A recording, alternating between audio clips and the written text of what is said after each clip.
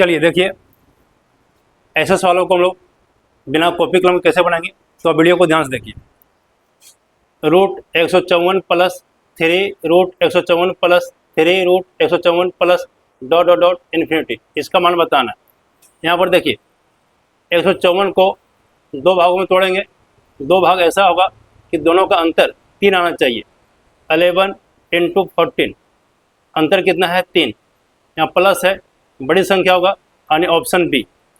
चलिए देखिए, √750 minus 5 √750 minus 5 √750 dot dot dot infinity, इसका मान बताना है।